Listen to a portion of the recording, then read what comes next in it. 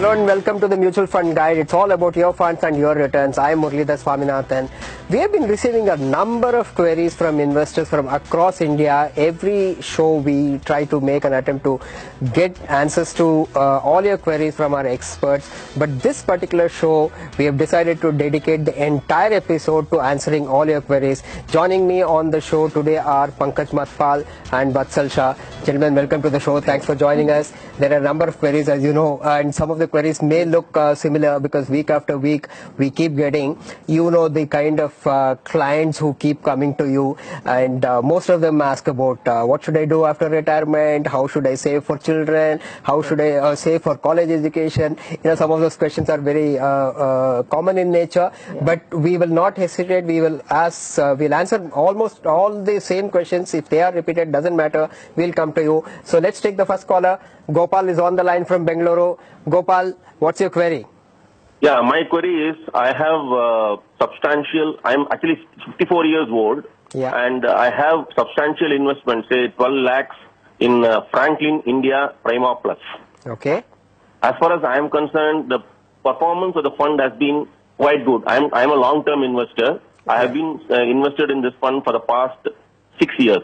Okay. And I had done SIP and I had closed the SIP last year by September because I don't have a regular job right now. So I have stopped my SIP, and now the fund performance has been reasonably good. It is giving around 20 to 23% per annum return. Sure. But the various rating agencies have not given a good rating for this fund. And in one of the websites, they have very clearly recommended that it is better to shift to another fund.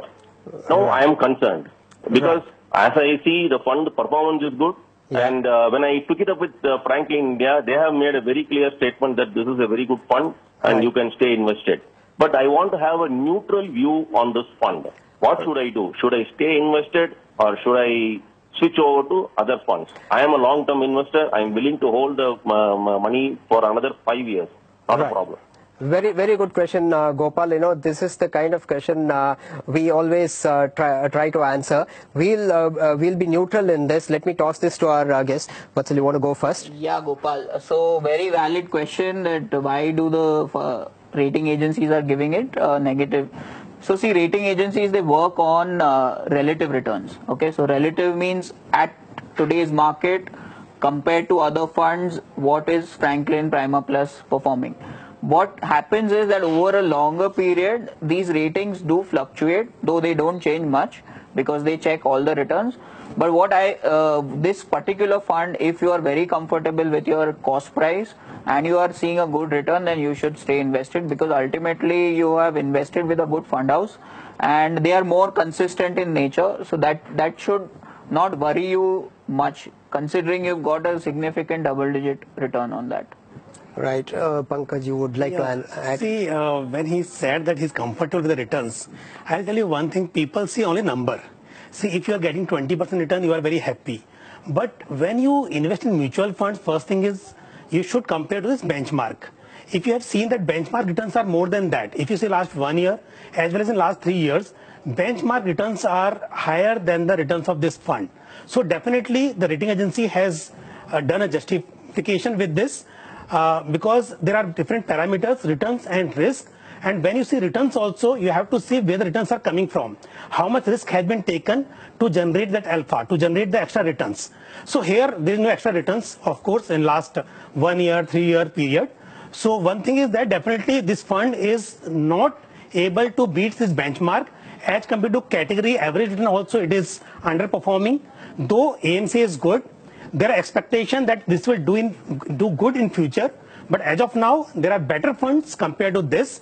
If you want to switch to some other funds, there are funds in the same category. It is a multi-cap fund. You can switch to some other fund, but otherwise means if you are happy because you have made money in past and considering the reputation of AMC, you want to stay there, it is your choice. Yeah, let me add this, Gopal. Now, let's get a little more clarity. When he says rating by who? Yes. That's a very important question we need to ask. And this is a 100% equity fund?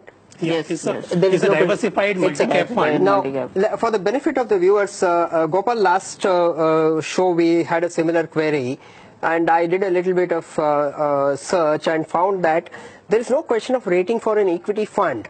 See, if it is a debt fund, and if the money is not going to come back, because debt funds primarily lend it to other people, they take money from you and they lend it to someone else. There the credit rating agencies come into play. Now here in this case, if we say it's about past performance and the star rating that's given, that's an opinion again. Right. Now you need to go by the portfolio. Take a look at the portfolio. But still, I'll say the opinion which is given, that is also correct. Because when you compare with the benchmark, see, any equity fund has to be compared with its benchmark. Correct. If a scheme has delivered, say, 10% last 1 year, and that time the performance of the broader market or the benchmark was, say, 15%, right. So definitely 10% is bad.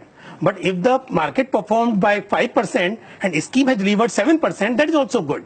So it's not 20%, it's not 5%. It is that how much extra return you are able to generate compared to benchmark. Yeah, no, so let's also be practical. See, it's difficult for an investor to invest in a benchmark. Benchmark is only a parameter. Correct. I would rather, no, let me take a look at the portfolio. If I'm not wrong, the latest portfolio that I have is they hold Finolex Cables, HDFC Bank, S Bank, Apollo Tires, Equitas Holding, Vapco, Voltas. This is a growth story that they are looking at.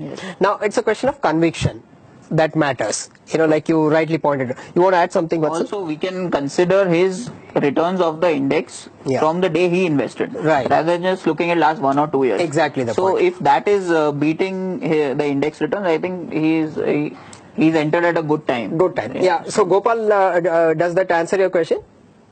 Yeah, to some extent, yes. But do I have another option? Say, for example, if the other person who is there on the panel is suggesting that I should switch to some other multi-cap fund, maybe M35 or something like that, which one is a better option? I'm willing to take that option. That is what I want to understand. SBI Magnum multi-cap fund is a good choice in the same category. Okay, SBI Magnum multi-cap. But I cannot do it bulk, no. So I have to go for a debt fund in SBI and then do STP into SBI Magnum multi-cap, right? Yeah, you can see in staggered manner. I'll suggest you to invest.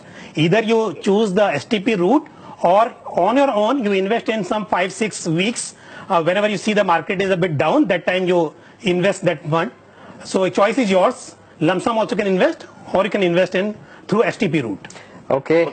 Can you repeat the name again? SBI Magnum multi-cap fund. Okay.